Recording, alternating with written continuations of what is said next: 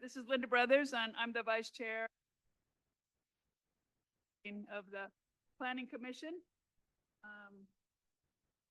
We meet at 7 o'clock and we have a quorum.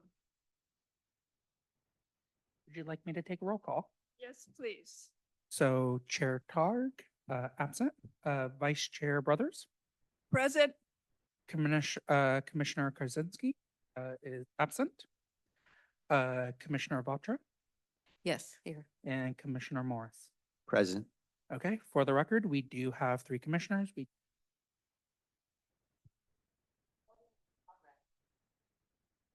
Second, I have to turn that off.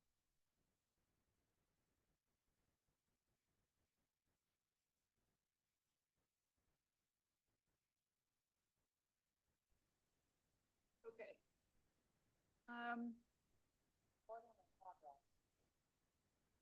Hi, let me know, it's very hard to hear, so let me know if I can, when I can speak. We will. The first item on our agenda. Why am I getting this feedback? Audio. With that sounded. Yeah. That's very much- Okay, I will. I'm still getting that feedback.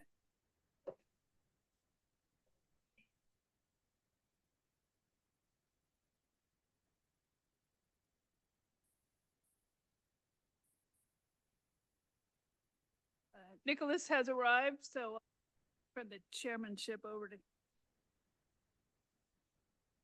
I would assume by that we've gone through roll point and we are now in the point for oral communications.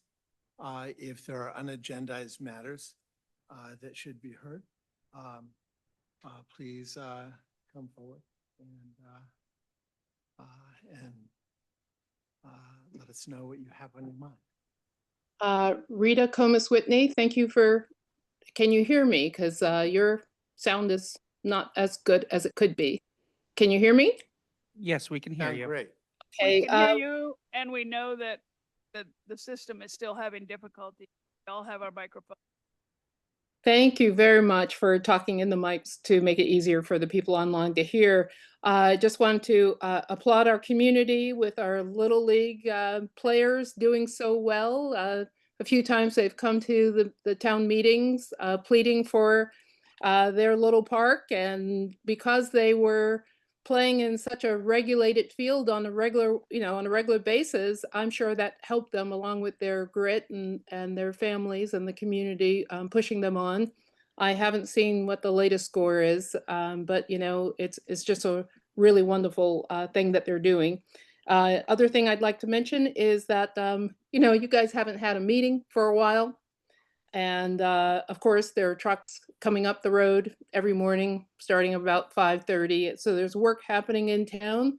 In the past, when there weren't meetings for a very, very long time, we had been asking for if online, and there is now a place online where there are some projects listed.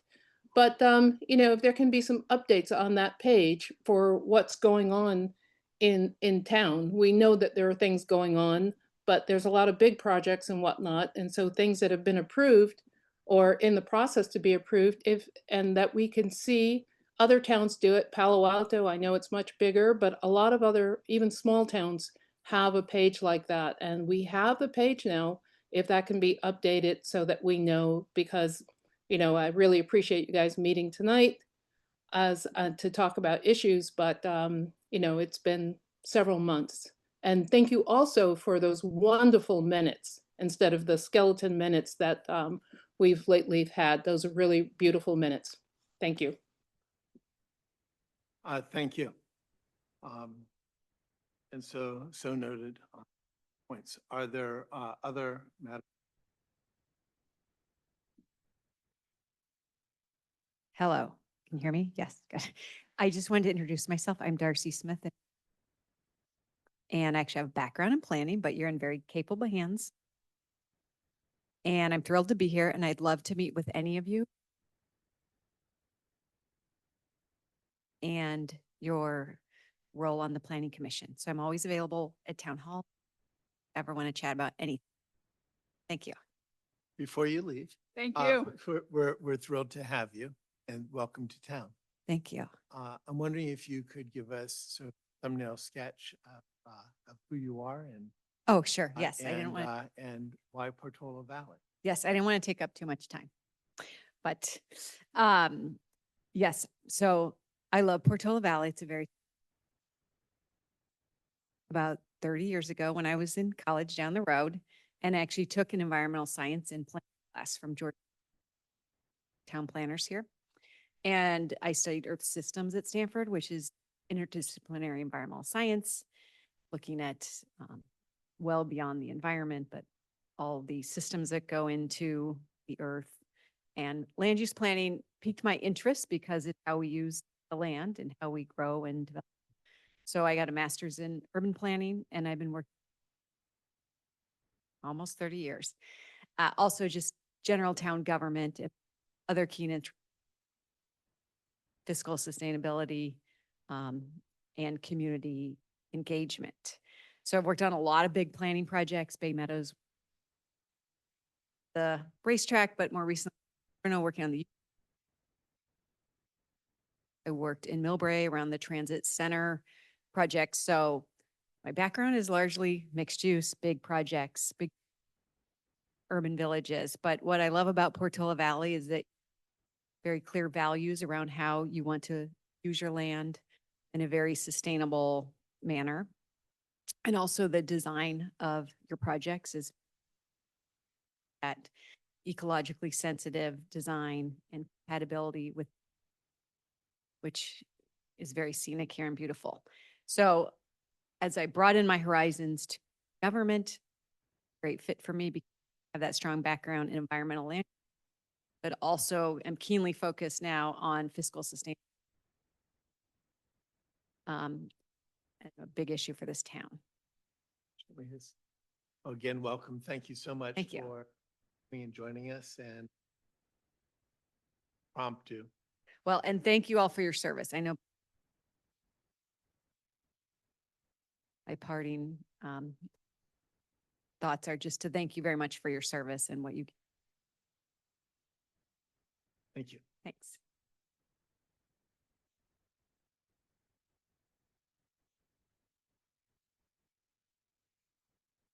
There you go. Hi, I'm Helen Walter. I am one of your and very hefty. So I haven't met. So I'm happy to answer any questions you guys might have, but I'm excited to be here. Thank you for everything you guys do. Well, before you leave, I wanted to thank you for finding us a excellent new town manager who's just introduced herself. Right. I know. Welcome. I am thrilled with your planning background. So those of us in the plan, it's always fun to have new insights and learn new things. And I'm happy. Thank you for, I got to be part of this process and welcome aboard. Thank you. For joining us. Are there other items? I would like to ask a follow-up question to Rita Coleman's comment. I was driving down Alpine the other day. Somebody was there with a big equipment, front end loader. I don't think it was at the Willow Commons, but it was near there. So I went about my business and then I thought, environmental lawyer, massive amount. And I went back and there was no, and then I went on down about my business and then it started to get under my mind and I went back. By the time I got back, I will say that the operation had ceased. So I may have just been there at a wrong time loading something. But I guess it raised in my mind the question of who watches out for those things and why there wasn't a sign and what my remedy would have been. I'm not sure unless you're an environmental lawyer or supposed to be a sign anytime dirt moving, have a number for you to call when you see dust coming from the property. So I don't know how we're dealing with that. And it wasn't dealt with in that instance. And I'm not looking for retribution. Yeah, so, of course, those are generally going to be reported to our Public Works Department. We do have the app where we do have a city engineer and inspectors that can go out and try to figure out who that construction was associated with. Was that kind of that development right there, or is it one of the other ones? So feel free to file a report to that, and we can follow up and figure out who is doing there, why they don't So have the those. short answer is Mhm. if there's no sign.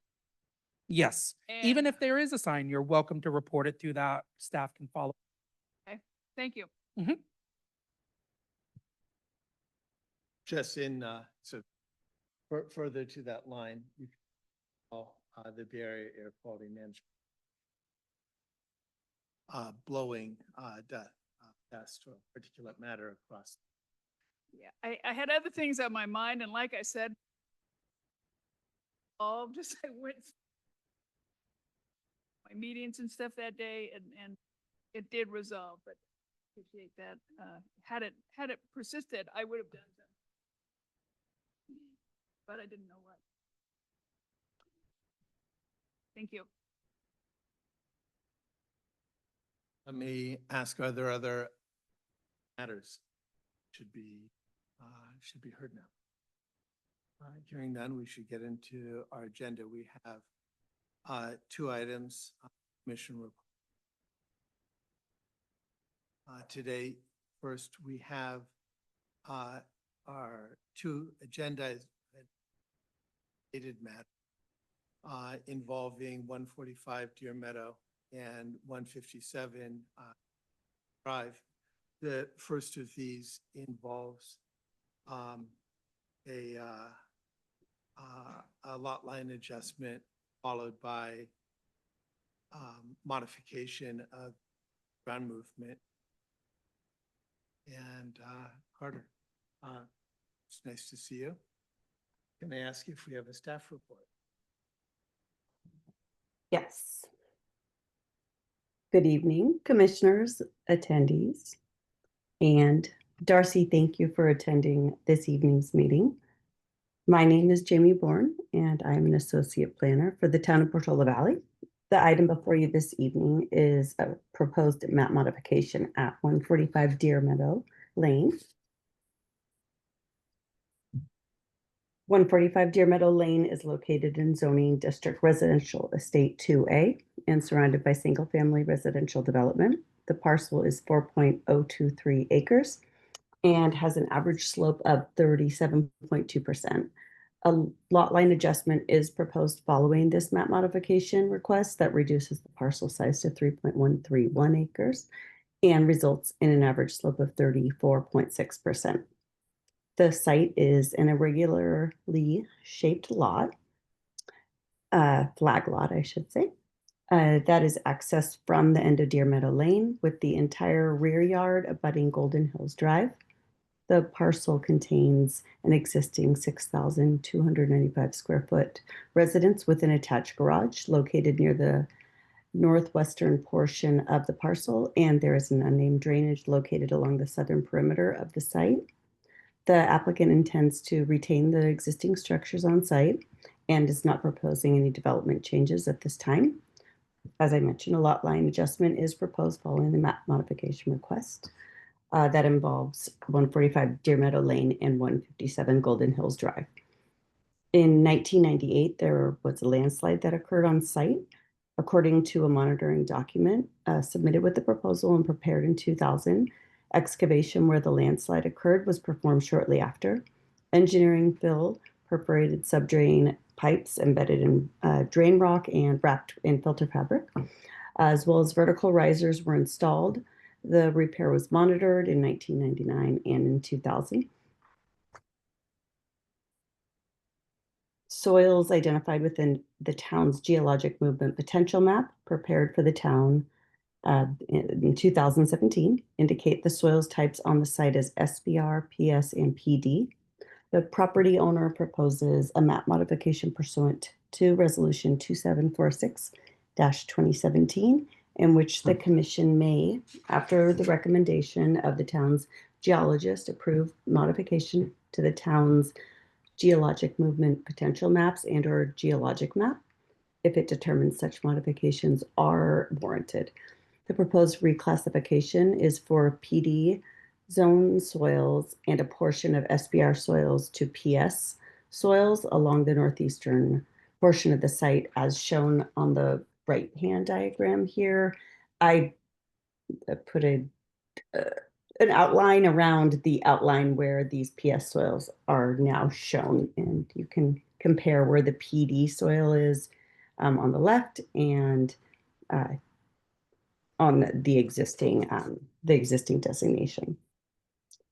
The applicant provided this geologic and geotechnical investigation report that contains site observations and tests performed for the stability of the engineered fill that was associated with the landslide that occurred in 1998. The applicant's consultant, C2 Earth, referenced the historical information, observed the current conditions on site, and performed tests where the previous landslide occurred.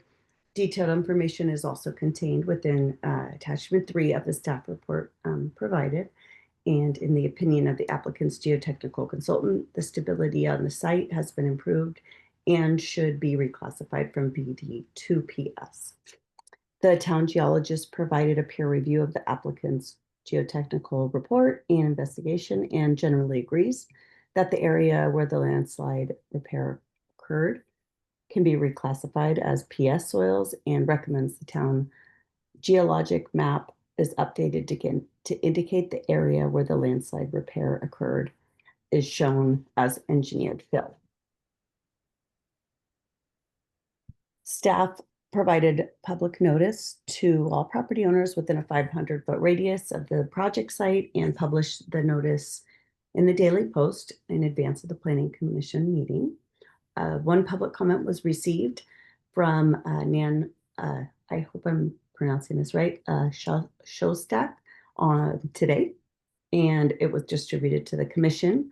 The comment references a recommendation by the town geologist related to the town's geologic map and ground movement potential map.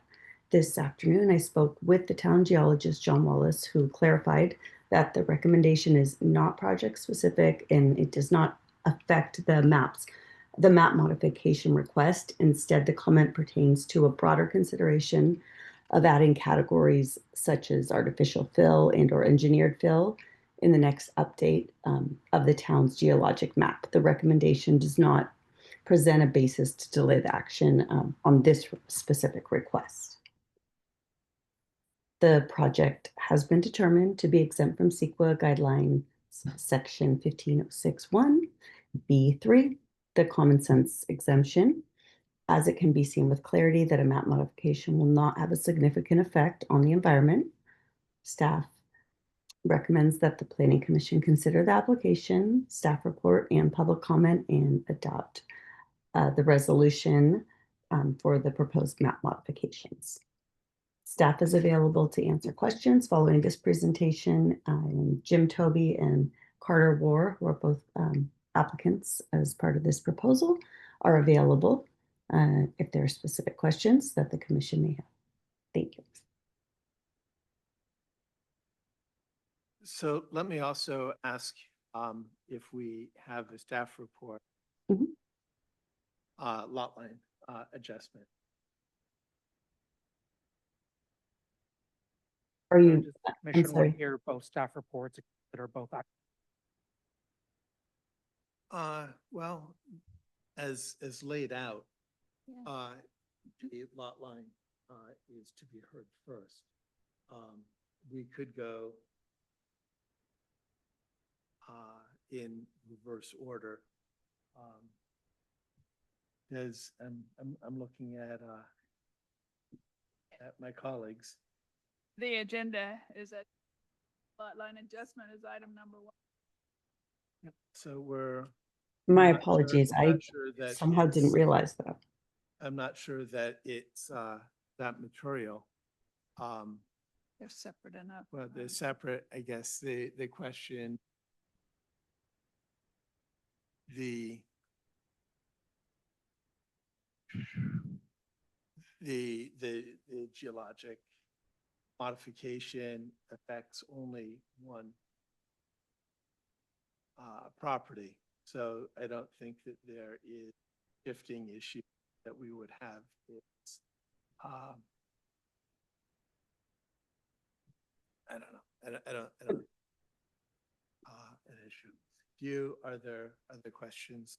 I don't object if you want to do them or not. All right. I'm fine. Can I explain my Uh, reasoning and my apology for not realizing that the lot line adjustment was shown prior?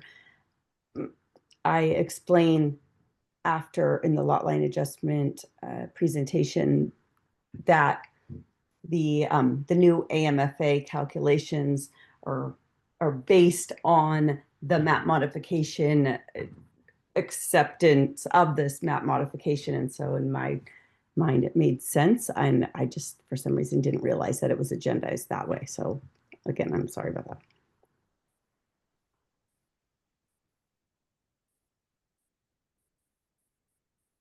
Are there questions, staff? Karen? I had a question that's probably for Catherine. On the resolution on page 35, it states, the one that was in 2017, effective engineering designs and when an engineered design or an engineering solution as provided or on table 1 is approved, the geological map and ground movement shall not be changed since the maps are defined as reflecting undisturbed. So I'm struggling with, to me, this was disturbed ground. And so according to this resolution, we can't change the map. Is that my incorrect or incorrect interpretation of that former resolution?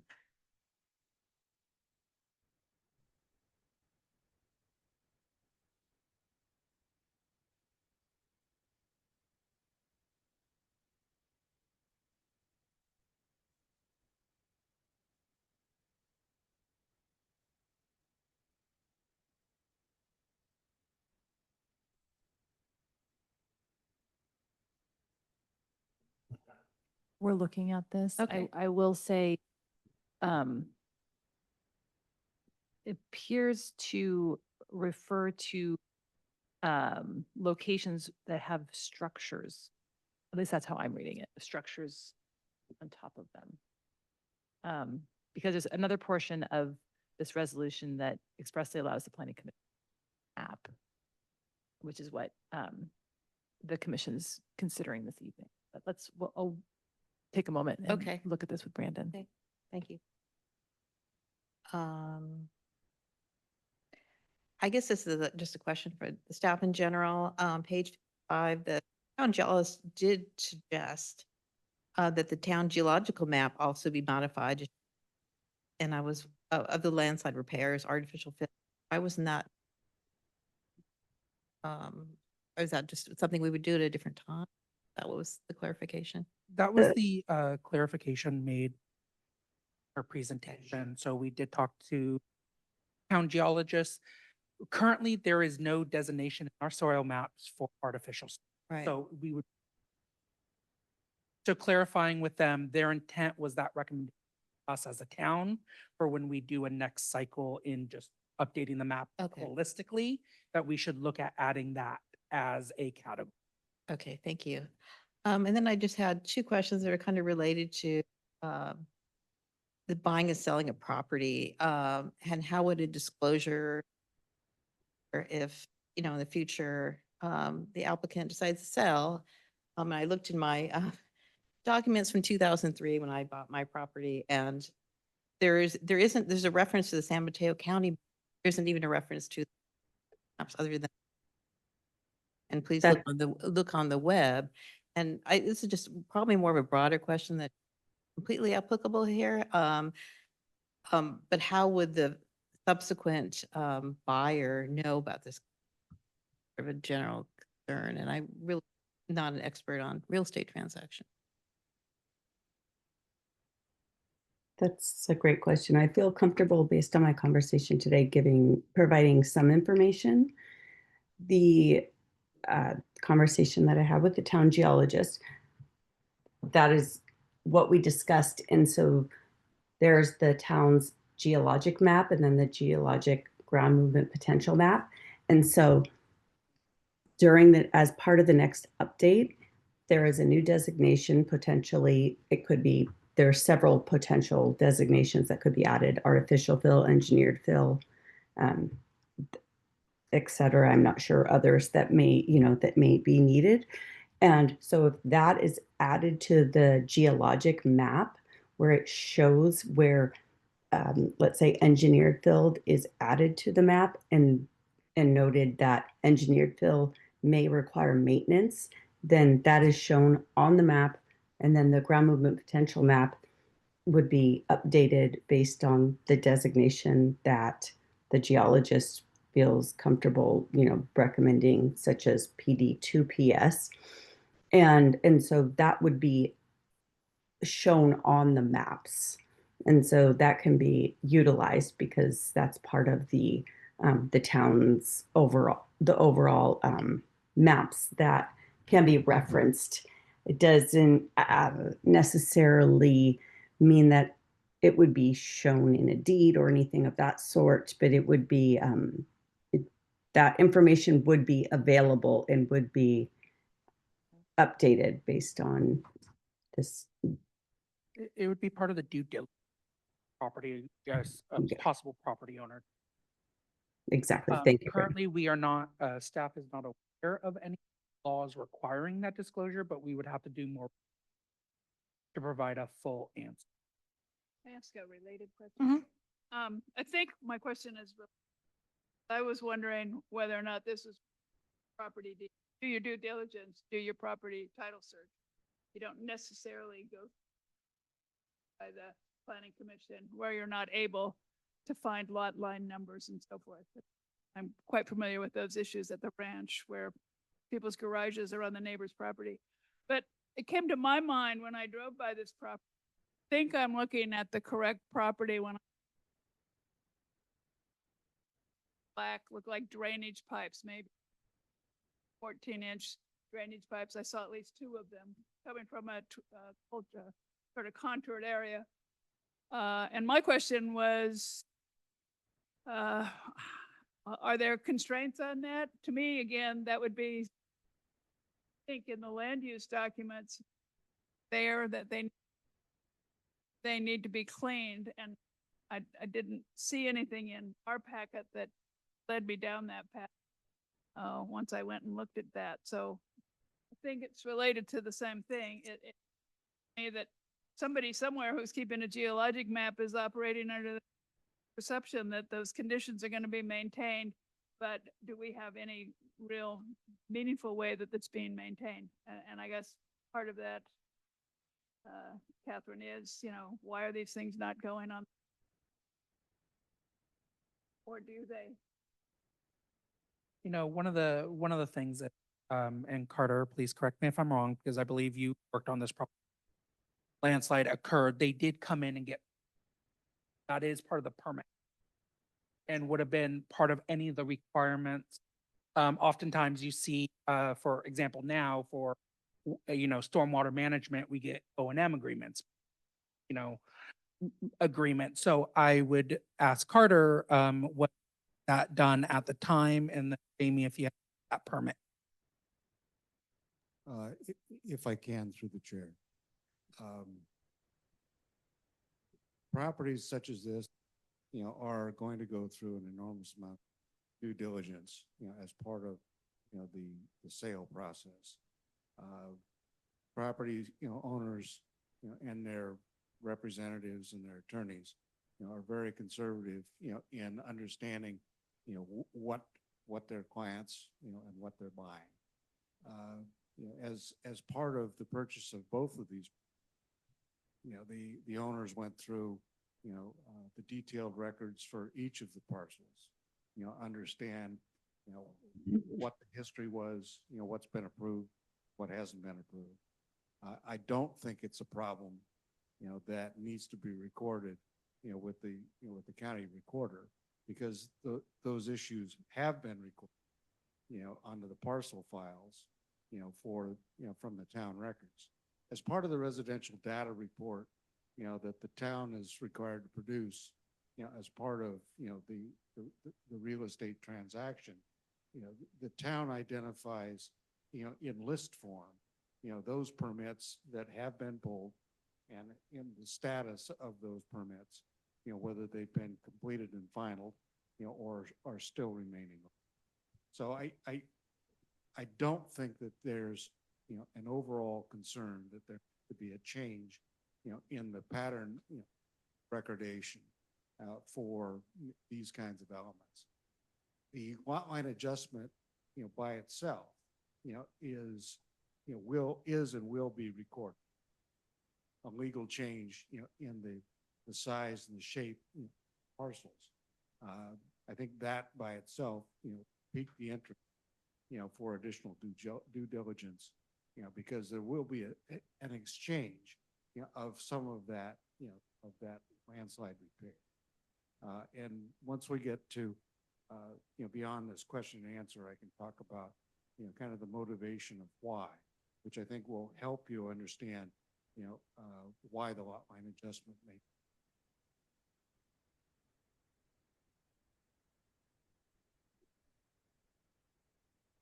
I don't know if that helped address that question in particular.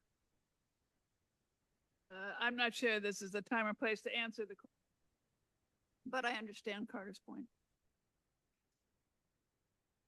Aaron had raised a earlier question regarding a lot line adjustment based on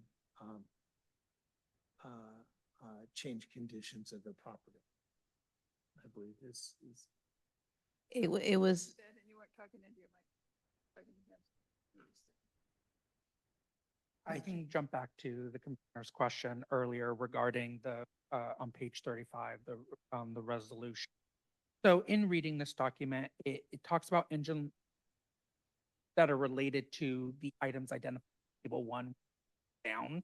So that is public-private buildings, so structures, utilities, and water tanks. The, even though, yes, this is disturbed because it does not appear that that would apply since that does not category that are listed in.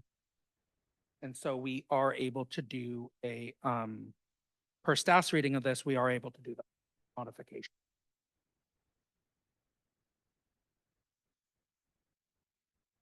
And I think that's also consistent with past practice. Are there other questions? I did have a question regarding the Cottonshire letter. It identifies that PDF, page 55, conclusions and recommendations. Page 2 and 3 at the letter says the owner of 157 Golden Drive shall coordinate owner of 145 Deer Meadow and C2 Earth so that all investigations materials, including the original geotechnical investigation report, landscape repair, and as-built reports are made available. Maintenance responsibilities should be outlined as well as the importance of the cleanup. It sounds like there are two things that are on, and there's a certain amount of kind of communication and diligence, notification. Two, that there's ongoing with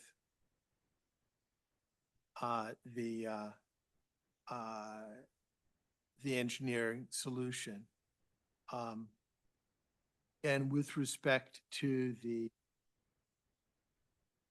O and M that's required, is that a condition of approval that typically would accompany the resolution that we'd make? As to say, with the O and M, without the O and some compliance level with that, you wouldn't end up with a stable, with a stable solution or necessarily stable ground, no pun intended, going into the statement. I know how to handle that through a condition of approval. How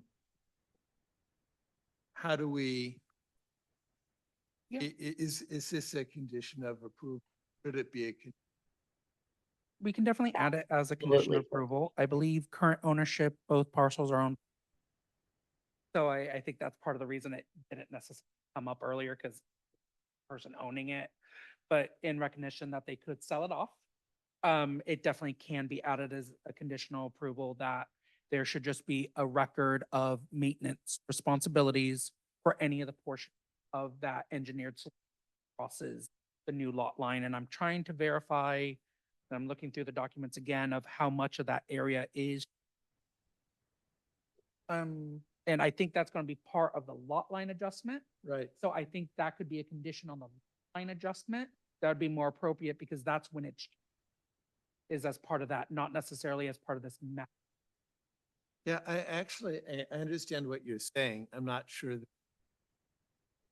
that we can review that during discussion, which is of that. What is the O and M that is required for the engineering solution? And Carter, I know that you'll want to get into that, but first, if staff. Yeah, generally for this, and I would, not being an engineer, I will disclose that. Most of the O and M is just making sure that they're being maintained and cleared so that water can continue to flow instead of allowing that water to build up under the soil. So from my understanding, that is most of the maintenance that would be required. And that seems to be indicated by the town's consultant as well. But I would also welcome any comments from Carter regarding that. Brandon's assessment is effectively, the required maintenance. The risers, that you see, on the hillside are really for inspection and observation to see if water is building up. Which would be the other part of, that maintenance, is to make sure, that there aren't other clogs, that have been caused by other amounts of fill or, kids dropping, dirt and rocks, into it. The cleanouts are different from the inspection pipes. That's why there's two pipes, in every location. One is, for inspection, of the underlying, drainage material. The other one is actually connected to the pipes. So the first item is have a riser to determine whether or not there's a free flow of water or whether there's water build. Indicate that there But there's a The- plug pipe someplace. yeah, the one, there's a plug pipe and slip. And then two, presumably there's an obligation to maintain the free passage of water under former slip location to keep the engineered fill in place. Yes, that's my political philosophy engineering. Actually, get to the reasons. The reason the lot line adjustment was imagined in place, was for two things. One was to, provide a greater opportunity, for the owner of, 157 Golden Oak, to preserve his privacy.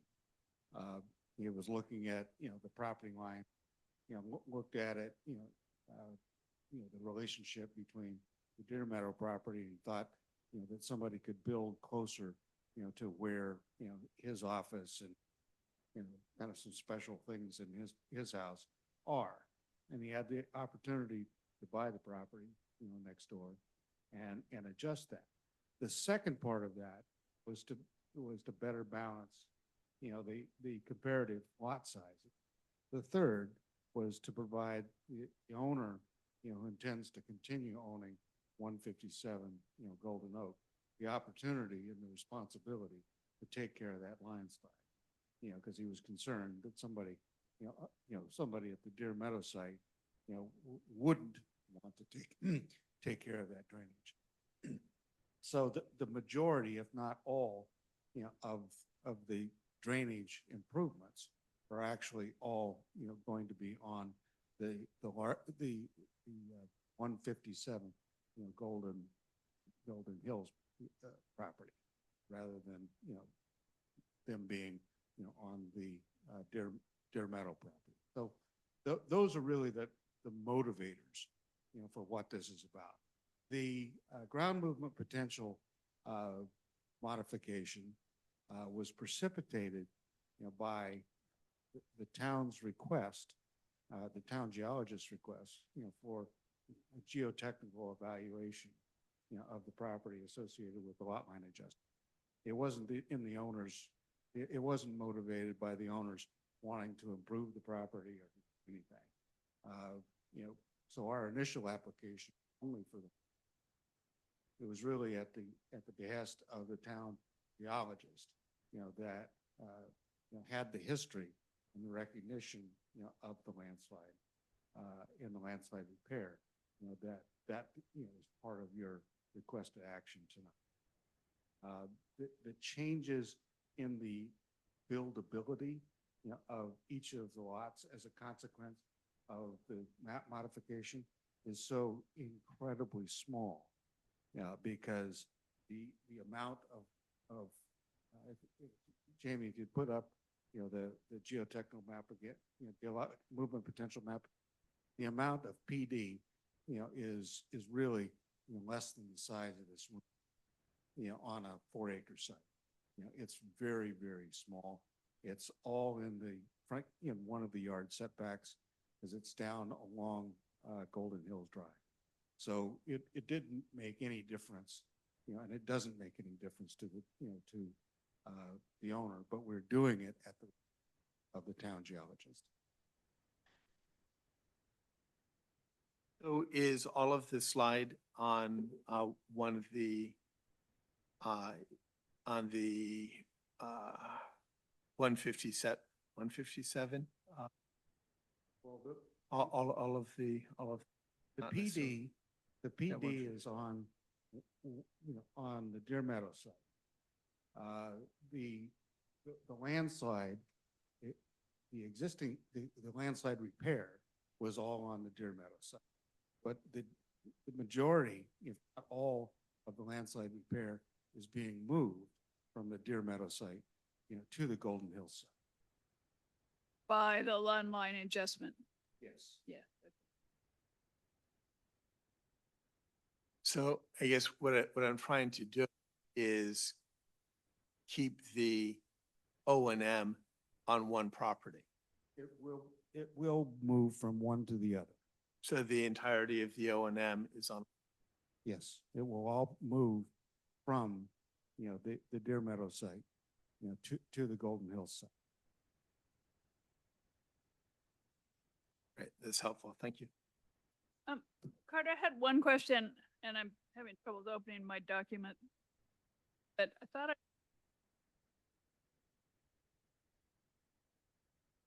subject to flood zone determination on the property and Golden Hills.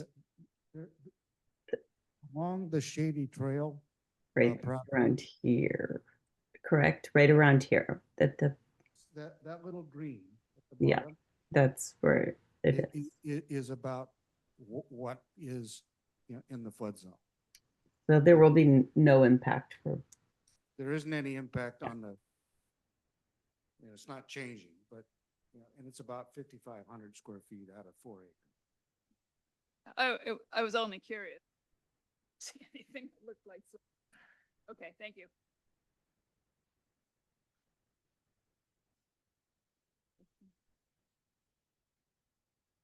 Are there other questions? Carter, I've got to say, I looked at, it's better to have 2 3-acre parcels than one big parcel and one parcel for the purpose of sale. So I read this and said, well, looks like one of these properties is coming up for sale. But it sounds like I can go by what you're saying, is that that's not the intention. Not really. The real intention, is to provide greater protection, for privacy. Say but if the fellow owns both of them, Yeah. he probably has all the control he needs, maybe. For now. But, it's part of his estate. It's a big world. Well, and So it's part of his state stuff. yeah, from a planning standpoint, it's pretty mundane. It really is, just trying to, solidify a relationship, between the two properties. You can get into a little bit more when we talk. But and so the findings that you for a lot line anticipate a redevelopment of one of the properties. And so not having a redevelopment of one of the properties allows in principle a lot line adjustment and then a later modification that would have been not acceptable under one of the findings that we need. So it's the full 9 yards of it. Are you talking about 1848? Yeah, exactly. Why don't we, unless there are other questions of staff or the applicant, thank you very much. Appreciate it. We should open up a public hearing. And can I ask if there are any comments or statements? If you would like to speak now, if you. Mhm. We have no hands raised at this time. Great. With that, thank you. We'll close the public hearing portion. Discussion. Karen, I'm going to start with you. I appreciate all the comments from Carter and from staff. I think I'm comfortable with this. I think there's some bigger safety issue. I mean, safety element questions about, how do we do logical map and we add a few things that are relatively relevant to today. And I had a suggestion that perhaps, we have a subscript R in which maps which of the ground movement potential maps. So a repair somewhere on the land. But that's not really that. So I think I'm okay unless somebody changes my mind. Thank you. I just have one question, and it goes back to the agenda items. And just for clarification, the lot lines that we're looking at in the presentation post the agenda, is that correct? Yes. I didn't hear, Okay. sorry. Jamie, if you could reshare your I, presentation. yeah, I couldn't hear the question. It cut out. I'm so sorry, though. So No, it's all good. Doug, the presentation for the map modification, which is the geologic map modification, Okay. has the original property. That's correct. It's not showing the proposed property line. Correct. Okay. The Would map- you like me to bring up the presentation showing the proposed Well, property? I'd like to get a handle on or the maintenance, the lot line. So Okay. with the lot line, in exhibit, EX or sheet EX1, which is attachment to it does show the lot line. So that is the next item, but it does show, the boundary of soils. And so, you can take a look at that exhibit in your. Your page- comment raised Eves, which is we don't have red numbers. So when you Got it. say something like that, we have to sit here and scroll through 100 or maybe Page 18, it looks like. of Right the packet. here, There's no red numbers. right here with Okay. the share, you can see it doesn't designate, The however, town manager can the soil types. 18. So the green line parallels the, this edge of the fill, edge of the engineered fill. And yeah, you can see the PS soil types here. That's with the reclassification. However, it doesn't designate exactly on this where all of the engineered fill is. So that would be helpful. I do agree.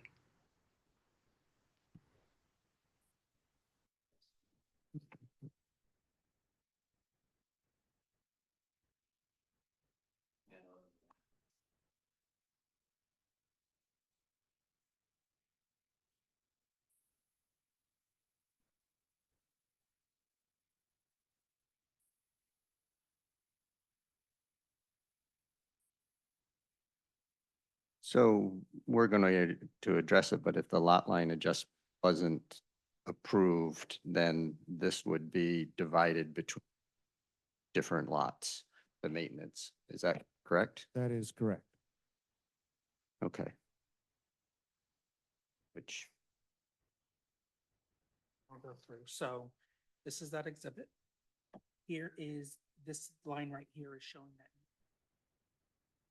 So this is the existing property line. So the landfill or landslide is here, fully on that property currently. The new property line moves it edge of that soil spill, which has all that where the buzz will now fully be on this property.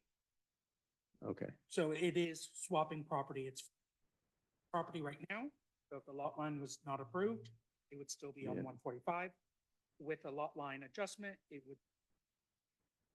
okay. So that's different than what Carter just said of being shared. Not Yeah, shared. it's currently not shared. The landslide The is la- fully. The landslide is fully on the Deer Meadow site. Oh, okay. And when the lot line adjustment happens, it'll be fully on the Golden Hills side. Okay. So it's all one responsibility or the other. That's what I was trying to understand. Sorry, I didn't Okay, understand your question. yeah, sorry about that. Okay, I think I'm fine. I understand. Will be full, Picture's worth 10,000. Yeah, fully I on think Carter may have, Deer Meadow. presently. I know, don't. It's fully on Deer Meadow. And Well, there's a lot of comments going on here. I will say, for the record, I have further comments.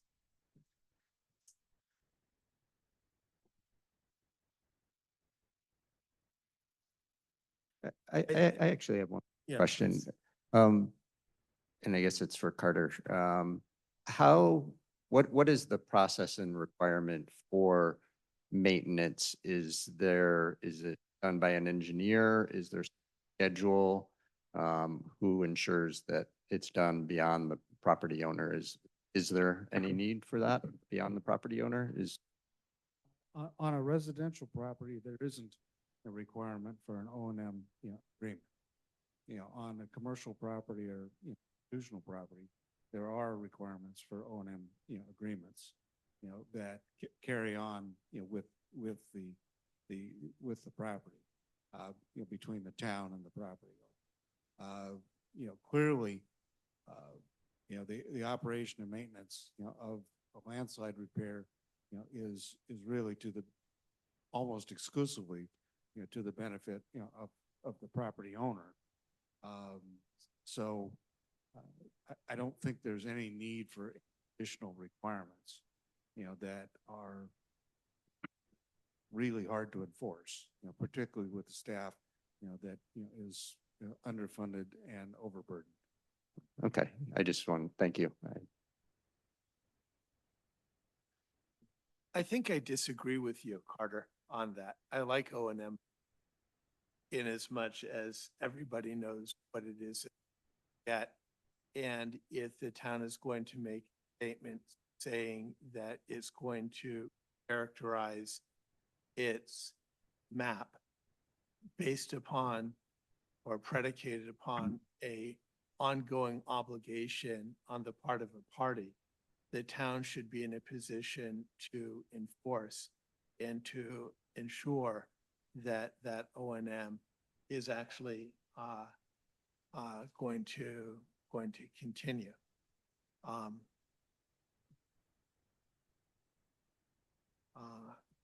That's not the state of play for the matter that we're discussing here.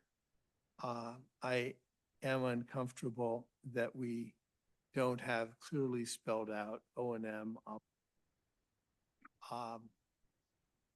so far as I can see them, but not in a and it.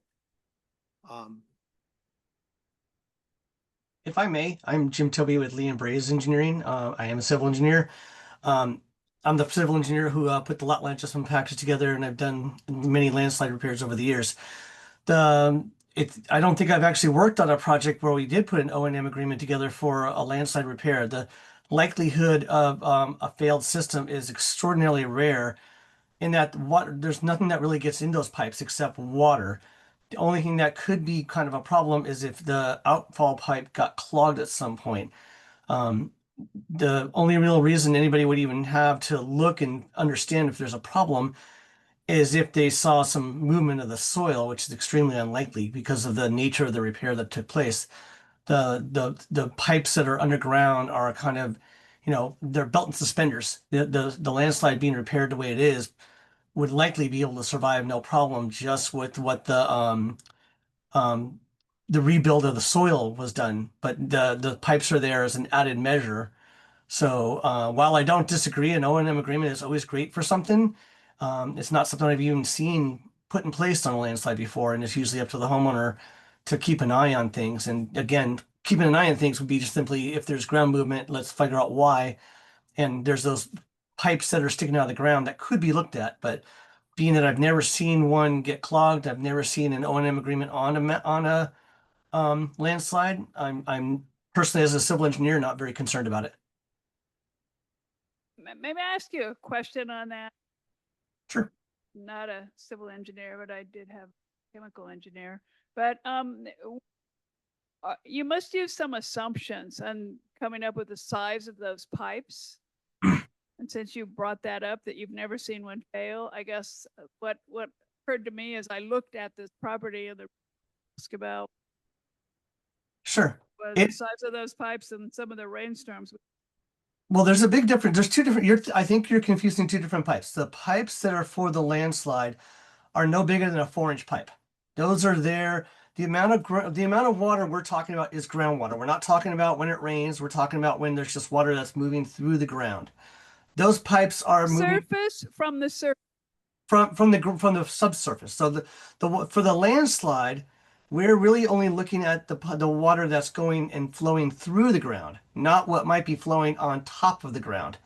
When it rains, yes, you get tremendous amount of water that goes along the surface or gets captured. Those are some of those other big pipes you're talking about that you've seen out there. For the landslide, you're talking about the amount of water that's being released as a garden hose rate, if that. So we always design these as 4-inch pipes, because they're just have way more capacity than really what is needed. You're talking about, realistically, a 1/2-inch pipe or a 1-inch pipe could probably handle all the water that might be coming out of the ground. We have a bigger pipe just simply because we don't want it to clog. But the amount of water water moves to the ground much, much slower than it would have water going over the surface of the ground.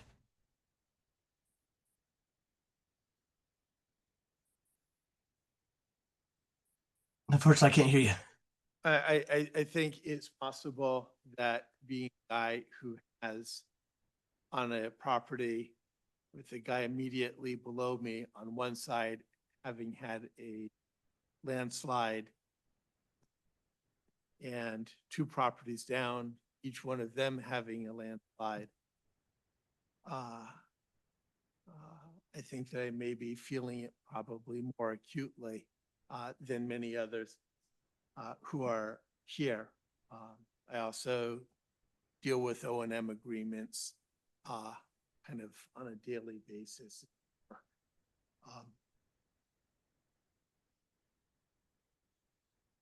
So again, I think that there's kind of a bigger issue here, and then maybe issue want to revisit with respect to modifications of the underlying ordinance kind of generally. So this is probably not the right to visit that. But we could put it on a to-do list. We do have an opportunity clarity as to responsibilities, this individual case, which is unique in that there's going to be shifting of responsibilities, assuming there's going to be an approval of the lot line discussion. So with that, do we have a motion? Let's see, are we considering item B on the agenda, the modification of the Correct. potential map? Yes. I move we adopt the matter before us. So a second, I second. this is, as this is in the form of We can do a roll call vote. Do we have a resolution in our, Yes. and what, if it had a red number, what would? that's a metaphysical question. It's a draft. I have to get that number. Okay, so that would be PDF page.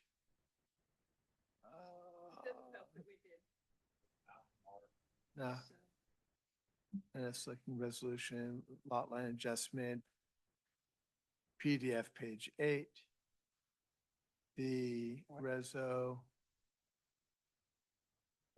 is 29. gonna be 2025 dash to be determined based All on. the information. yeah, so it's on PDF page.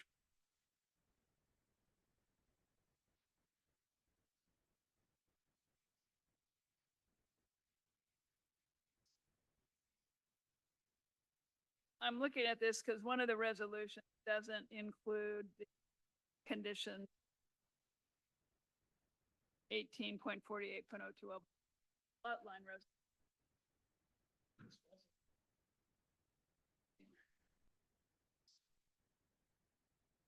May offer you. This is PDF page 29.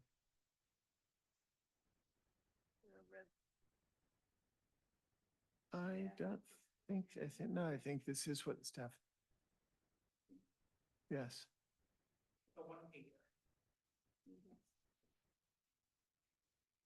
No, it is. No, this is one pager. Good. I'm telling you.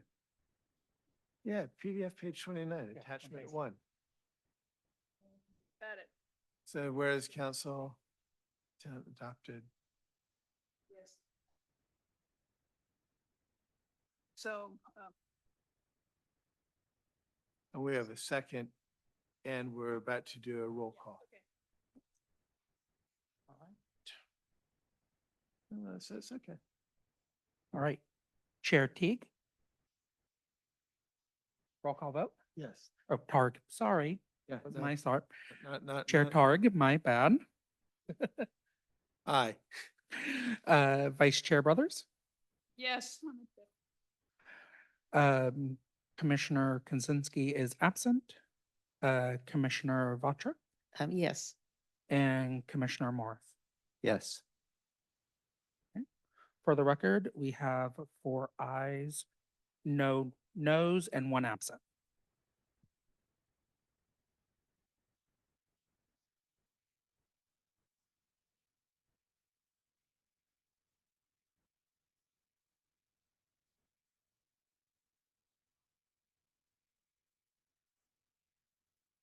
All right. Oh, it's a little bit of freewheeling here. It's okay. Jamie, can you take us through, please? The Absolutely. lot line adjustment? I shall. Sorry, I took a while to unmute. So the second proposal this evening on the agenda is a lot line adjustment review for 2 connected parcels located at 145 Deer Meadow Lane and 157 Golden Hills Drive. I don't know why my screen, oh, there, it did let me. Both parcels are located in zoning district residential estate 2A, which require a minimum parcel size of 2 acres. 145 Deer Meadow Lane is currently 4.023 acres with an average slope of 37.2%. The parcel contains a single-family residence with an attached garage totaling 6,295 square feet. The Golden Hills Drive is currently a 2.546 acre parcel with an average slope of 30.9%. That contains a 5,990 square foot single family residence with an attached garage and a detached 913 square foot guest house and workshop.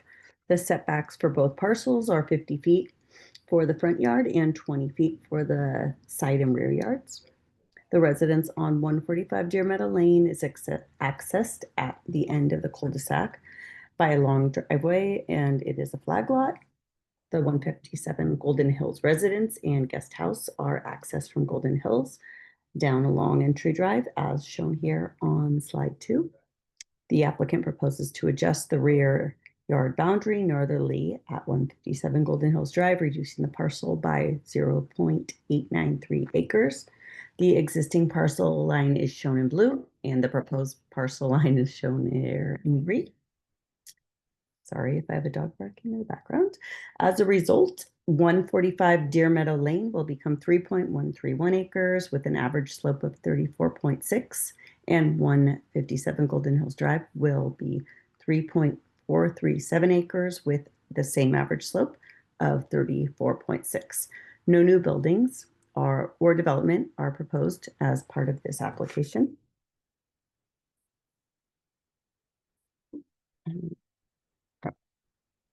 The existing and proposed maximum floor areas and impervious surface areas are shown here. The town updated the information based on the new parcel sizes and average slope information provided by the applicant.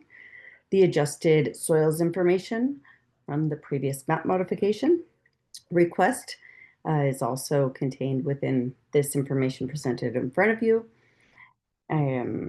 With the proposed adjustments, 145 Deer Meadow Lane exceeds the 85% maximum allowable floor area by 119 square feet. The ASCC may allow the 85% figure to be increased to 100% when it makes findings as outlined in the staff report.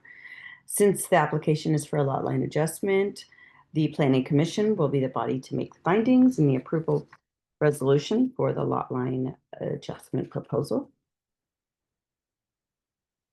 Staff sent a public notice to all property owners within a 500-foot radius of the project site and published the notice in the Daily Post in advance of the Planning Commission hearing. No public comments have been received for the lot line adjustment proposal by staff to date. The proposal meets the requirements set forth in the Subdivision Map Act and Town Code Section 17.12020 that allows the lot line adjustment to be processed as an exception for certain land transfers. The proposed adjustment conforms to the requirements of Chapter 17.16, complies with the town zoning regulations, including setbacks, building regulations and requirements, and but a deed of record or a deed or record of survey shall be recorded to reflect the lot line adjustment within the allowed time frame as specified by the Subdivision Map Act. This project has been determined to be exempt from CEQA guidelines within section 15061B3, the same common sense exemption, as it can be seen with certainty that a lot line adjustment will not have a significant effect on the environment. Staff recommends that the Planning Commission consider the application, the staff report, and public comment and adopt a resolution. The resolution to adopt the proposed lot line adjustment. Again, staff is available and the applicant team as well following this presentation for questions that you may have. Thank you.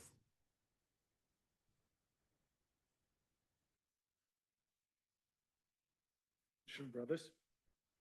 I'm a little confused as to the findings that we're supposed to make in the absence of the ASC. So I'm looking at the top of page 3, any one of the following, can make a finding. Those all relate to buildings as I read them, Correct. not to part of the parcel that does have buildings. So what is it that we're supposed to be finding? What is it that we're supposed to be making that finding on? That based on one of the findings, maybe based on the site topography, that it would be more appropriate to have a building that can exceed 85% AMFA up to 100% AMFA. But you as said one have a building. structure. Have There's already a building, and we're saying now, based on this proposal, it now exceeds, so it doesn't comply in that context. However, it is, the ASCC is typically the entity who would make these findings. However, this is a lot line adjustment and the building already exists, and so it's really bringing it more to your attention. I guess to put it another way, I don't know how we can make a finding when we don't have any example. B, it says the building will not impact significant views enjoyed by the neighbors. I mean, I'm just trying to figure out specific, as it says under the circle. You see what I'm trying to ask? I'll defer to Catherine at this point. Thanks. Sorry, Catherine. Sure. And I noticed this in my review of this item, that, I think the challenge with our code is that, of course, it's the planning lot line adjustment. However, it's the ASC jurisdiction exceptions to the maximum floor area. And if this lot line adjustment is approved, one of the lots will be slightly exceeding the maximum adjusted floor area. So from staff's perspective, I think there are two options. One would be to refer this back to the or refer this to the ASCC. Consider whether it is make a recommendation perhaps regarding whether this lot line adjustment could be approved given the exceedance in the maximum adjusted floor area. I think staff's perspective was that seemed not necessary, given that, again, this is a lot line adjustment. So we're recommending to try to make the most. and believe that the lot line adjustment approved with, in the spirit of the code, that this minor exceedance of the max minor exceedance is in line with the, portion of the code that allows for such. I see your point about the full record in terms of visibility, but again, we're not, the commission is not approving any structure any here. Yeah. It's just that when we're asked to make a decision, especially when we're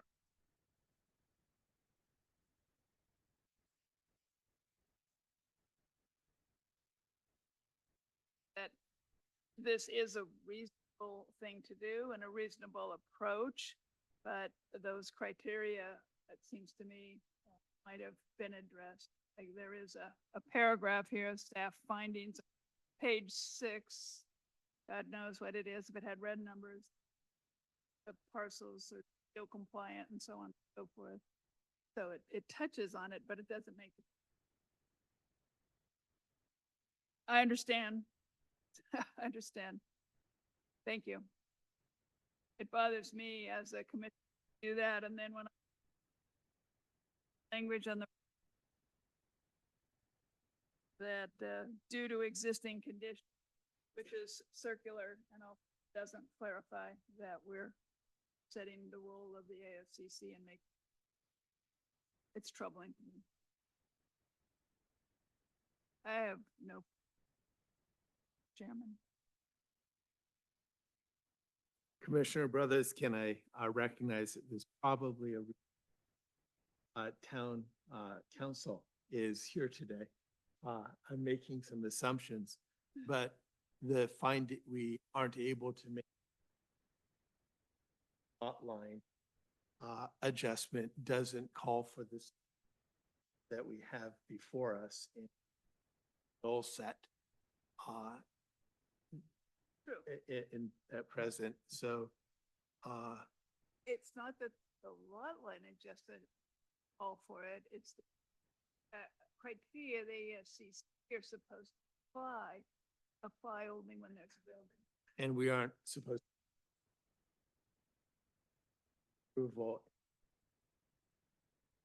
findings because Agreed. because it calls for a nullity, Okay. which again, I would speculate good reason.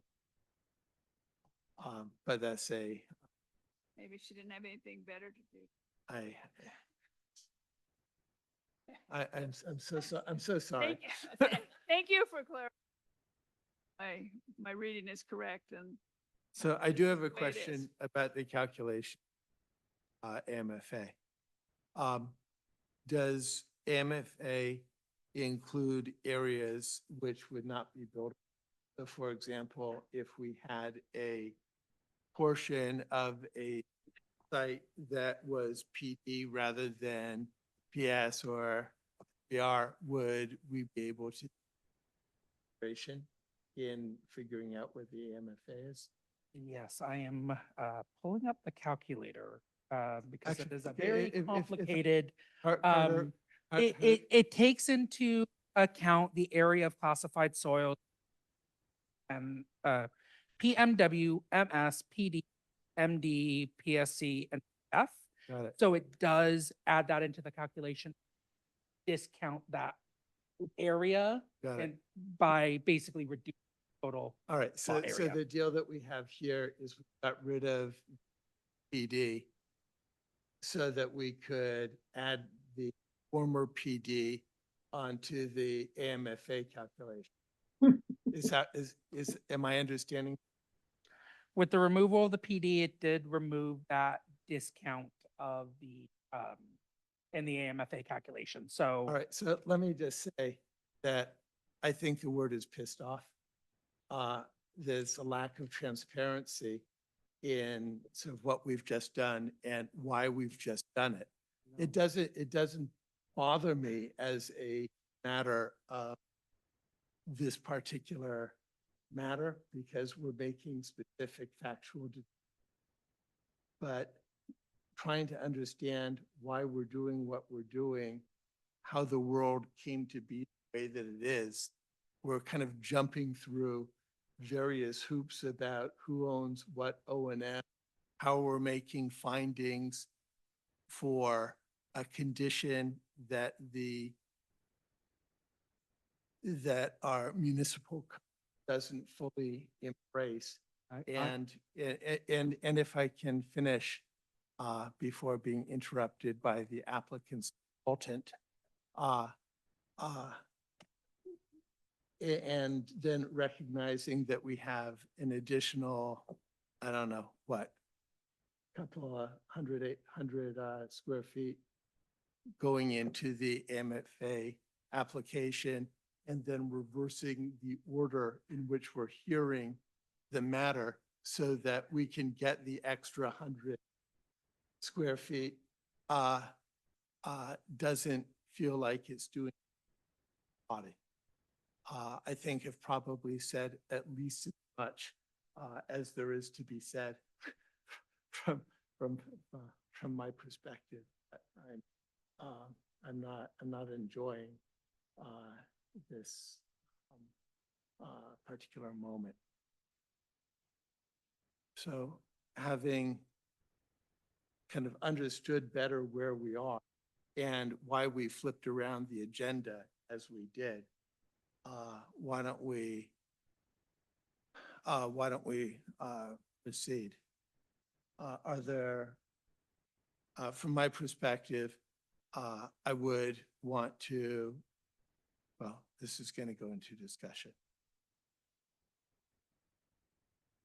I have no further questions. I've nothing further. I guess just to continue down the road, if I'm understanding properly, the tables on page 4, which show the proposed allowed AMFA, do these reflect the approval we just made for the PDS? Is that, which numbers are we pre or post? So you can actually take a look at, so in the staff report, I believe that is assuming that the PD was removed. Attachment 4 in that section of the packet, which is in my packet, it says page 19 on. You have the AMFA sheet for the property that included the PD designation. And then on page 20, you have the calculation assuming that. And those are the differences in the numbers.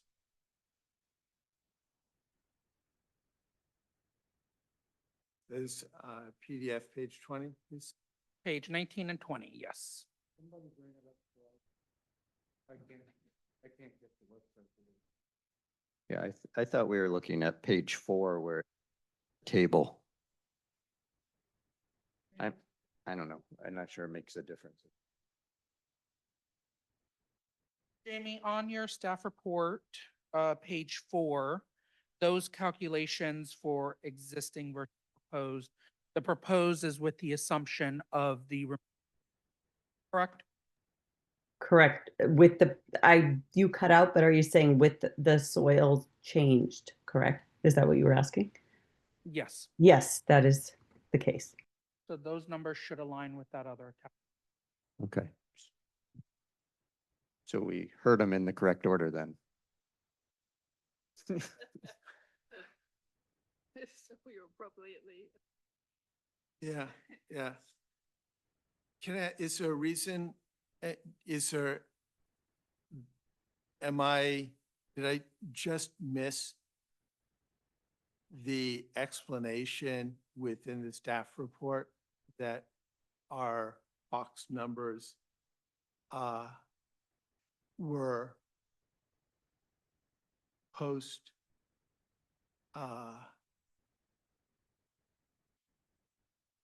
modification of our geologic map? Yeah, but I'm just wondering, narrative, Well, this is page 19. PDF page 19 is written by Leslie back in 2020, back in 2000. So that identifies what the story is with the zoning district as it is. And then we have the lot line here. I don't know. I don't think that I was not reading this uncarefully. It was hard to read. I went back and looked. They did correlate. I can't remember Doug's original question about table 4. But I also remember that Carter said while we were discussing item 2, which we discussed first, that when we got to item 1, he would tell us why they were doing. Right? Yes. Maybe that will shed some light on this. It was, the map modification was not intended, and it doesn't provide hardly any square footage, to the, to the buildability of the, because the amount of the PD, is inconsequential to the size of the lot. I want to apologize, to the chair because of my interruption, and also, I want to apologize, to the staff and to the planning commission. The reason that we're here, have this issue is that I neglected in my calculation of the allowable floor area to take into account the 5,500 square feet, of the floodplain. And that's why my lot, is slightly too small to be in full compliance. At the same time, the lot line continues to make sense because it encompasses, all, of the engineered, slide repair, into one lot rather than, having it in two different properties. So, I take full responsibility and I apologize for,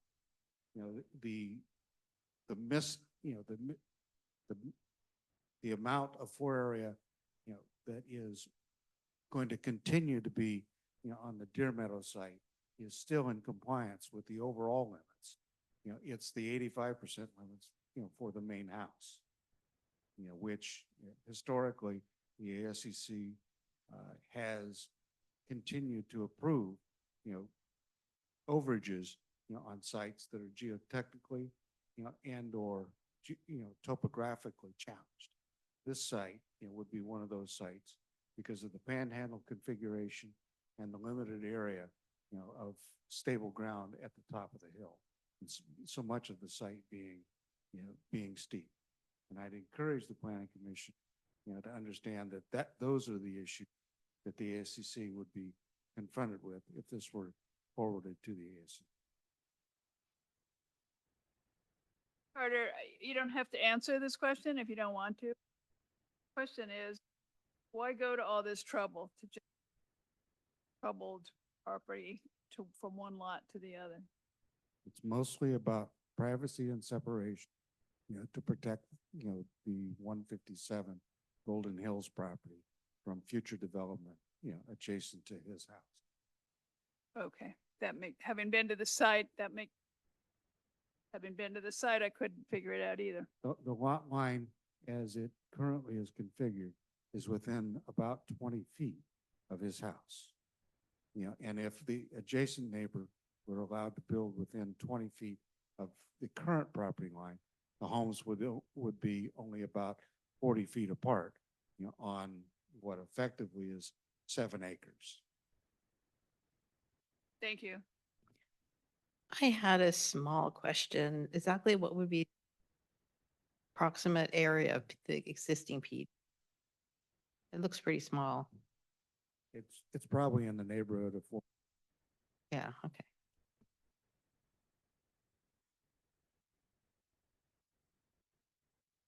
And according to the calculation, the reduction is 50% of that area. In the, I just didn't hear, in the algorithm. right. You calculate the amount of unstable ground and the amount of floodplain. And that if they coexist in the same place, you don't add them together. But if they're in separate places, you take 50%, of the floodplain, 50% of the unstable ground, and reduce that, from the overall calculation. That's further reduced by the percentage of the property slope. Thank you.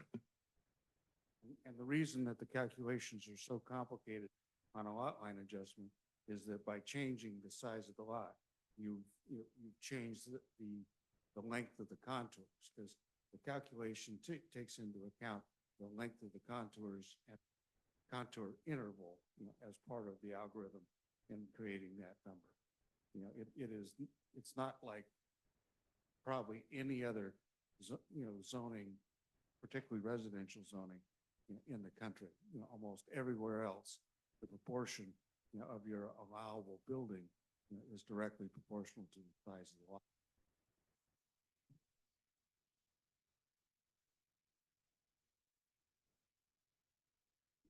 Please accept my apology for interrupting you. But I asked you a question. Thank you.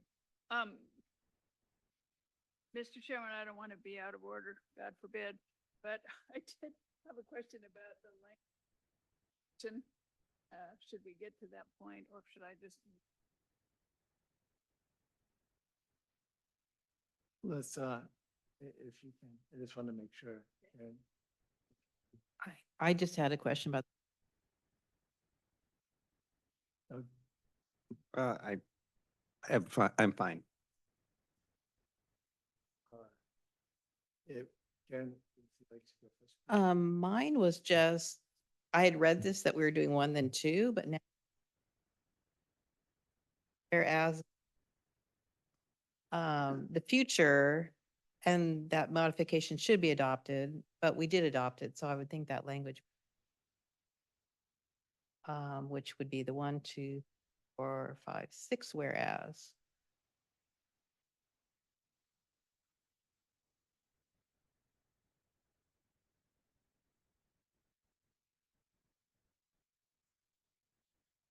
I'm sorry, so are we now okay? No, to me, it referred the lot line, but no, we hadn't approved the maps. But it says now the potential map should be adopted, but we did adopt it, so. I it's- see, got it. Okay, I think that what I want to do, unless you have a question of staff or hearing on this, and then we can go and talk about the reso from there. Carter, thank you very much, bud. Can we, If there's any members of the public that would like to speak, please raise your hands now. We'll give them a minute.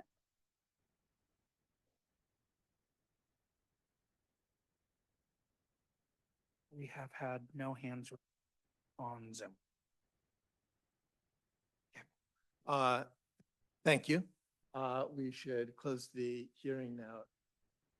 Back in discussions. Karen, let's go and revisit for the issue, which pertains to kind of the order of operation. And then Commissioner Brothers, if there are items that you'd like to bring up here as well. So we've got the reso here in front of the screen. Thank you. apologize for bringing this up, but the inappropriate. Yes, that, the language in there to me, seems inappropriate in the order of what we've done. Do we even need this? Legally, we're doing it all at this stage. Oh, okay, okay, that's fine. I just thought I'd bring it up. if you're comfortable with it. But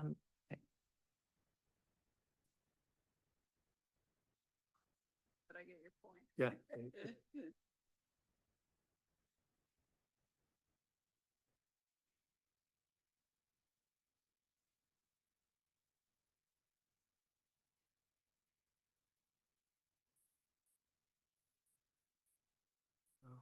May I make a suggestion? Sure. Just to move this along, consider changing the language, instead of saying and believe that said modifications should be adopted, strike that and change it to and adopted said modification. Would that work for you, Brandon? I have no No concerns? issues with that, yeah.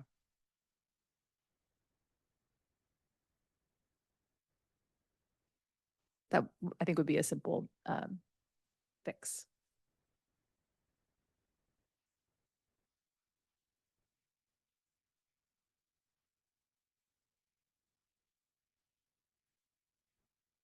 Commissioner Brothers?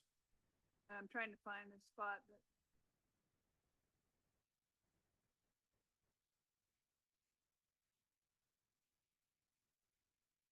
It relates to the question that I asked.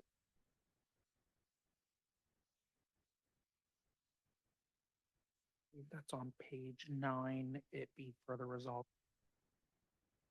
Allowing the maximum AMFA.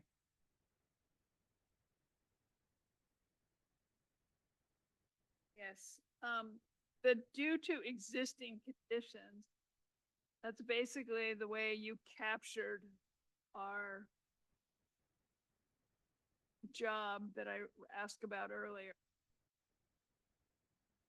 Right? Mightn't it be sure if we put the code reference in there and said that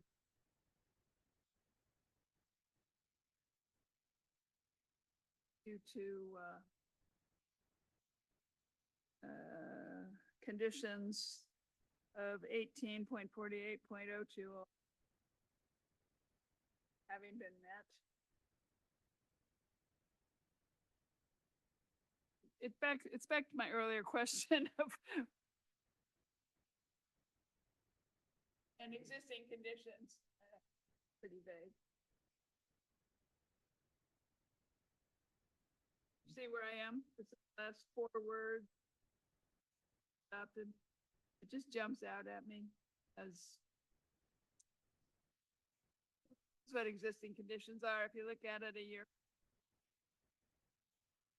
So in the, just above that, number 2, page 9, number 2, Right. that paragraph does actually kind of address this in accordance with 8020, the town code, the planning commission. Changes proposed to the existing structures on parcel. But there'll be no changes to the existing conditions that will impact grading, tree removal, and such. Furthermore, there'll be no changes to the existing building that impact. So I believe that is trying to describe the existing conditions. If you would like, we could re-add that language into this, now it further be resolved. Or we can make reference to. I thought the simplest way to do it would be due consideration to say the conditions of 18.48.0 you could say as described above were met. That's pretty lengthy to read. I don't think it's necessary Yeah. to repeat that 2.0, but I'd rather reference that 2 paragraph than existing conditions. Yeah, so then we could do to be exceeded by 160 square feet. Consistent with the The exceptions. the available. findings, according to section 8. 020 of the town. I would be more comfortable with As that discussed above. personally.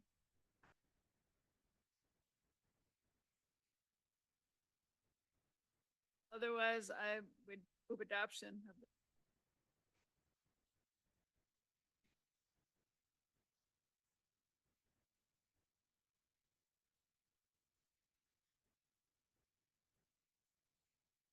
just to clarify, for both of the changes, the one you suggested and also the one in the whereas.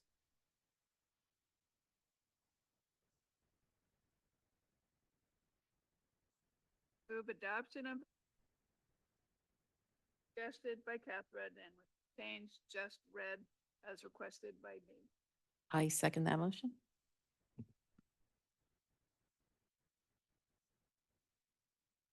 With a second, we can move to roll call vote there. So Chair Targ, Aye. Vice Chair Brothers, Aye. Commissioner Kozinski is absent, Commissioner Vatra, Aye. and Commissioner Morris. Aye. For the record, the motion passes 4-0 with one absent. Thank you. Thanks, Dave. Thanks. Thank you, everybody. And we will take up the issue of O and M and wish everybody good luck going forward. Kind of one of those things, having. Okay. No. All right, let's get back to it. Up next is, commission and reports. And I also think we have a, commissioner's, report as well. I will report for the subcommittee on bylaws and policies. Doug can amend my report if I forget anything. But we've both and together gone over all the comments from the last meeting. And we were able to fully resolve and rewrite the proposed amendments to the town website, the proposed role and responsibility document, letter from planning department to new members. The comments on the policy and bylaws document, in some instances, someone would say white and someone else would say black. So we're having a little harder time with all of those issues. We're gonna have to, we have decided that we need to take a little more time and see how to move those forward. So we've met, and those 3 documents that I just mentioned, available, physically available from our perspective, I'll say shortly. But the other thing the commission asked us to do is determine whether the legal counsel and the town council I've had a preliminary discussion with the mayor, who's out of the country right now, and have another discussion with her scheduled for next week to see what to do with it. So your subcommittee is going to propose that those 3 documents move forward with due haste while we work on the 4th one, depending on the result of those conversations. I think that's what we discussed, right? Right. I'm also on another subcommittee of the Let's- role. can we- Oh, we do sure. it one at a time? So at the last meeting that we had on this topic, which blessedly was including the it's been some time. It's been a minute. We were gonna go and share the documents with the town attorney, make sure that she was good with them as well as the mayor. Has that happened at this? The way I read I read your revise the documents consistent with the discussions. We are ready to do, Got it. Okay. and I can't really get the lawyer to charge her time unless my process is. Sounds excellent. The mayor's out of the country. Once we finish redistricting and go on. Sorry. we can go and do that. Good, I don't have anything further. Thank you very much for your, on that and bringing it forward. Um, I think, I don't know what the best process is. Really like, I have Judith, I'll let maybe you, Mr. Chair, and Emily. Thank you. So there was another committee or subcommittee that you're also, Yeah. The other chair. subcommittee got lost behind long overdue remodel. the Remodel that's missing all the deadlines and schedules between me and Karen, but we have a meeting scheduled next couple of weeks to get back to work on. That's the subcommittee to deal with the policy for the requirement to underground a line from the main house to the pole. So Great. we had a pretty good draft and we kind of got knocked off the rails and this other thing came up. So Doug and I had a deadline on policy and bylaws piece and didn't have a deadline on the other one. So I apologize for the delay. Karen, Doug, do you have anything to add? No. We could open this up to public comment moment. I'm inclined to ask first if we have a staff report. Staff does not have anything to report back on currently. How are things going with them? They like sending us notes. So, as part of, I guess I can report. At the last ASCC meeting, staff did present an item asking the subcommittee to evaluate a single-family objective design standard for a projects, and just general single-family homes due to the push from HCD for us to have objective that will be tied into an eventual process to do state. Since we did get a letter from HCD, it's forwarded us the same letter from T. So staff is working on trying to get that addressed, so that we are consistent with state law when it comes to the projects. Got it. But we're otherwise presently in compliance. They have not sent us any. So hopefully, yes. I know we have a lot of work to get done with the element. There was a lot of to-dos on that list, and so staff is trying to work through those so that we continue to be certified. Got it. So we are presently certified. We are still And- presently certified. We have a honey-do list. Yes, we do. Excellent. Let us know. Are there, We do have one member of the public with their hand raised. that sounds, I was going to ask if our council member would like to join into the conversation regarding our report outs. I appreciate your reporting in. Is there anything further that you would like to raise at the moment? And the answer may be, no, you're good. It is entirely open. Entirely I'm not sure I'd say we are extremely pleased that HCD provided the housing. And at the last meeting, the city council authorized a contract to have the consultant finalize the amendments. I think one of the key things I'll report is that one of those, the changes to the housing, remove the Dorothy Park site from the list of identified housing sites, and we are working diligently for affordable housing or mixed income housing. There's an interest also in what is more traditionally mixed or part inclusionary. And I have a lot of experience in that on a lot of big affordable housing projects. And And I'm actively talking to different property owners that have been discussed as potential sites. I met with Christchurch today. I'm going to talk to the owner of Village Square, and I think you're also working as authorized. That's underway.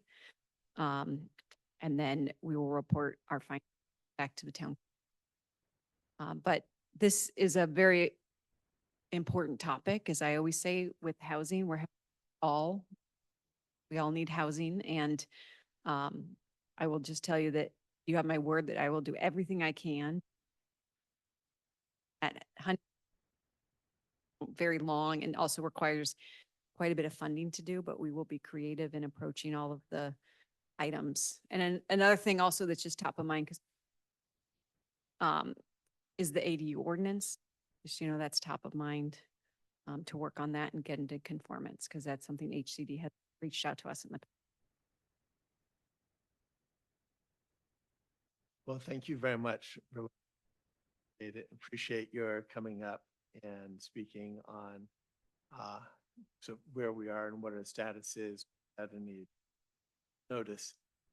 Oh, no problem. I will try in my capacity not to do that to you too frequently. But Yeah, I just want you to know it's definitely a priority. Staff and very hardworking town attorney to prioritize implementation of the housing element and the safety element, which also be and then also sort of back burner is but all of those things are very important to the I know, and so we will continue to work on them as as hard as we can. appreciate it. Appreciate it.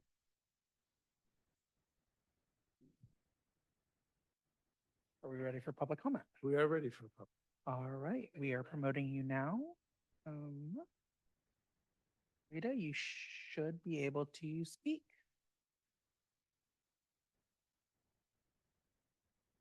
Uh-oh. Where did she go? Oh, she's gonna be. in a few minutes. Okay, I guess somehow I've been promoted to panelist. Well, first I'd like to say, It's can you just a hear me? matter of time, Rita. Yeah, that Brown Act thing, that's my problem. I am just thrilled with our new town manager and her background and the potential of what she can do to help us move forward. And with all of these different projects with the housing element, no one's been talking about it, but there has to be some kind of conversations in parallel going on about our infrastructure.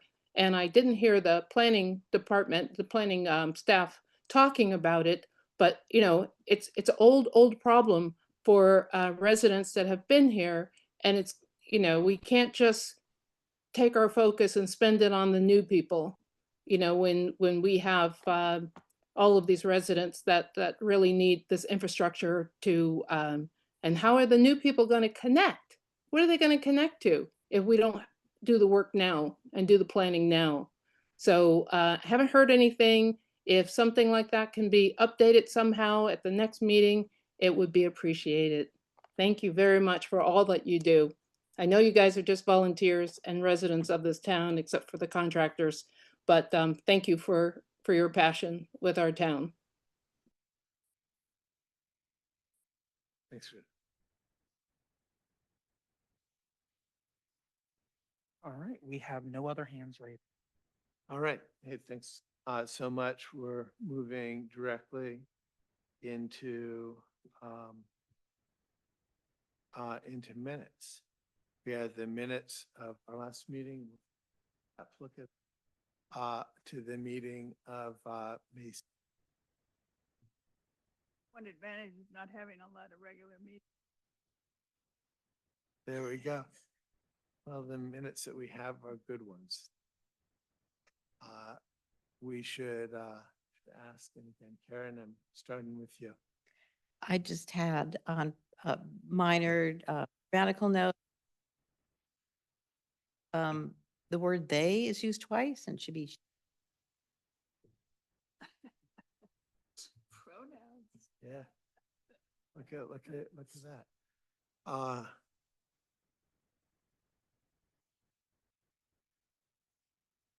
Commissioner Morse? I don't have any comments except to say I thought they were quite good, super useful for when Commissioner Brothers and I went working on our subcommittee project. Commissioner Brothers?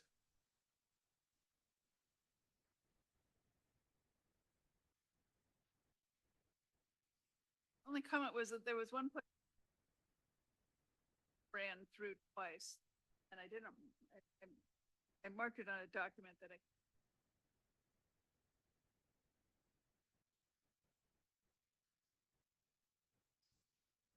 Commissioner Brothers, you can get back to me tomorrow. Yep. It looked like there were two paragraphs that were repeated out of order, but I'll look at that. Otherwise, I had no comments. I thought they were used. They were really helpful to us, although we both had minutes and we both had marked up documents. Having the minutes was very helpful minutes. And even though I did have notes, nothing in the minute either, so helpful data point.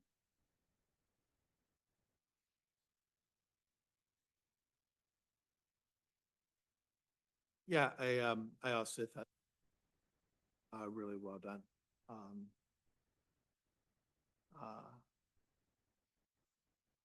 Little bit of editorializing, but at least from my perspective, I thought it was all quite warranted. I have nothing. We should move to comments. The If you would public. like to speak on the minutes, please raise your hand.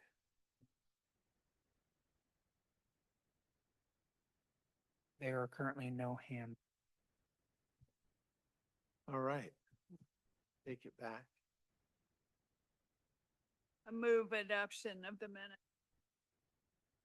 Amended with Karen's pronoun change. I second that. Oh. All in favor? Aye. All opposed? None? Motion passes. All right. And with that,